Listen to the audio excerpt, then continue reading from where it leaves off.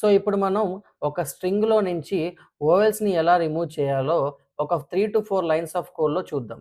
For example ఇక్కడ నేను A equal to America అనే ఒక ఇన్‌పుట్ తీసుకున్నాను. దీనికి ఫస్ట్ మనం ఫర్ లూప్ పాస్ చేద్దాం. సో, నేను సింపుల్‌గా ఫర్ ఐ ఇన్ ఏ మనం ఎప్పుడైతే ఫర్ లూప్ స్ట్రింగ్‌కి, లిస్ట్‌కి, టపుల్‌కి, సెట్‌కి, డిక్షనరీకి పాస్ చేస్తామో అప్పుడు రేంజ్ అనేది యూజ్ చేయాల్సిన అవసరం లేదు. ఒకవేళ మనం యూజ్ చేసుకున్న ఇండెక్స్ అనే దాని బేస్ మీద మనం వాల్యూస్‌ని గాని, క్యారెక్టర్స్ కానీ యాక్సెస్ చేయొచ్చు. ఇక్కడ నేను ఫర్ ఐ ఇన్ ఏ అని రాశాను. ఫస్ట్ ఆఫ్ ఆల్ అసలు ఫస్ట్ లైన్ మెమరీలో ఎలా సేవ్ అవుతుందో మనకి తెలియాలి. ఏ ఈక్వల్ టు ఎవ్రీ క్యారెక్టర్‌కి ఒక ఇండెక్స్ అనేది ఇవ్వడం జరుగుతుంది. So, let me write that first. CA. Of course మనకి ఫార్వర్డ్ ఇండెక్స్ వస్తుంది. అలానే మనకి బ్యాక్వర్డ్ ఇండెక్స్ కూడా అసైన్ అవుతుంది.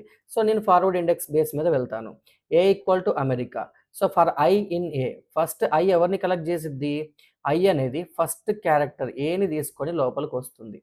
ఫస్ట్ ఏ అనే ఒక క్యాపిటల్ ఏ అనే క్యారెక్టర్‌ని తీసుకొని లోపలికి రావడం జరుగుతుంది. నేనేం చేస్తానంటే ఇఫ్ ఇన్ కేస్ ఐ అంటే ఆ క్యాపిటల్ ఏ గనక not in AEIOU, small letters, capital letters లేకపోతే అప్పుడు మాత్రమే నేను దాన్ని కన్సిడర్ చేయమని చెప్తాను. అండ్ ఇక్కడ యెస్‌లో వచ్చేసరికి నేను ఒక ఎంప్టీ స్ట్రింగ్ తీసుకుంటాను. మనం ఫస్ట్ క్వెషన్ ఎగ్జాంపుల్ గనక చూసుకోనుంటే అక్కడ యెస్ 0 పెట్టాం. ఎందుకు? అక్కడ నంబర్‌ని యాడ్ చేయాలి. ఇక్కడ టెక్స్ట్‌ని యాడ్ చేయాలి కాబట్టి మనకి ఒక ఎంప్టీ స్ట్రింగ్ అనేది ఉండాలి. ఇప్పుడు దీని యొక్క ఎక్స్‌ప్లనేషన్ చెప్తాను చూడండి. సో, ఐ అనేది ఫస్ట్ ఎవరిని పిక్ చేసుకుంది? ఏని పిక్ చేసుకొని లోపలికొస్తుంది. ఇప్పుడు ఇఫ్ ఐ అంటే ఏంటి? A. Capital A not in AUIOI అంటే ఏ అనేది క్యాపిటల్ ఏ లేదా? లేదు. కండిషన్ ట్రూనా? ఫాల్సా? ఇఫ్ ఏ ఇన్ ఏ అంటేనేమో true. If A not in AEIOU అంటేనేమో ఫాల్స్. కండిషన్ ఫాల్స్ కాబట్టి నీకు ఇఫ్ కండిషన్ సాటిస్ఫై అవ్వదు. నెక్స్ట్ ఇటరేషన్‌లో ఏం జరుగుతుంది? నెక్స్ట్ ఇటరేషన్‌లో మీ ఐ అనేది ఎమ్‌ని తీసుకొని లోపలికొస్తుంది. If M not in AEIOU condition true లోపలికి వెళ్తుంది. మీరు ఈ ఒక్క లైన్ చాలా జాగ్రత్తగా చెక్ చేయాలి. S equal to S plus I అని రాశాను. ఈక్వల్ టు ఉన్నప్పుడు మీరెప్పుడైనా రైట్ సైడ్ ఫోకస్ చేయాలి. ఎస్ అంటే అసలేంటి? మనం ఆల్రెడీ ఎస్ అంటే ఎంప్టీ స్ట్రింగ్ అని ఇనిషియలైజ్ చేశాము. ఎంప్టీ స్ట్రింగ్ ప్లస్ ఐ అంటే ఏంటి మనకి? ఎమ్. అంటే ఎంప్టీ స్ట్రింగ్ ప్లస్ ఎమ్ అంటే ఏంటి అమ్మా? నథింగ్ బట్ ఎమ్.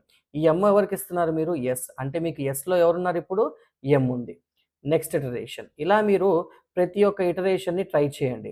మనం గనక నెక్స్ట్ ఇటరేషన్ గనక చూస్తే నెక్స్ట్ ఇటరేషన్‌లో ఐ అనేది ఈని పిక్ చేసుకుంది. ఈ not in condition false. Next I అనేది ఆర్‌ని పిక్ చేసుకుంది. Condition true. ఎందుకంటే ఆర్ అనేది ఏయుఐఓయులో లేదు. So, condition true. ఆర్ లేదు కాబట్టి లోపలికొస్తుంది. లోపలికెళ్తే మీరు చెక్ చేయండమ్మా S equal to S plus I. S అంటే ఏంటి? అప్డేట్ అయింది. ఇంతకుముందు ఎంప్టీ కానీ ఎమ్ ఎళ్ళింది. సో, ఎమ్ ప్లస్ ఐ అంటే ఏంటమ్మా? ఆర్. ఎమ్ ప్లస్ ఆర్ ఏంటమ్మా? ఎంఆర్. ఇప్పుడు ఈ ఎంఆర్ ఎవరికిస్తున్నారు మీరు? ఎస్‌కిస్తున్నారు. అంటే ఎస్‌లో ఎవరొచ్చారు? ఎంఆర్. నెక్స్ట్ ఇటరేషన్‌లో ఐ ఎవరిని పిక్ చేస్తుంది? ఐని పిక్ చేసుకుంటుంది. ఐ అనేది ఏఐలో ఉంది. Condition false. నెక్స్ట్ సిని పిక్ చేస్తుంది. సి లేదు కాబట్టి సి వచ్చి ఎస్‌లోకి యాడ్ అవుతూ ఉంటుంది. నెక్స్ట్ మళ్ళీ ఏని పిక్ చేసుకుంటుంది. ఏ అనేది కూడా ఏఈఐఓలో ఉంది కాబట్టి నీకు కండిషన్ పాసిబుల్ అవ్వదు. సో, ఈ లూప్ అంతా తిరిగేసరికి ఓవెల్స్ అన్నీ రిమూవ్ అయిపోయి రిమైనింగ్ టెక్స్ట్ అంతా కూడా మీకు ఎస్‌లోకి వచ్చి సేవ్ అయిపోయి ఉంటుంది.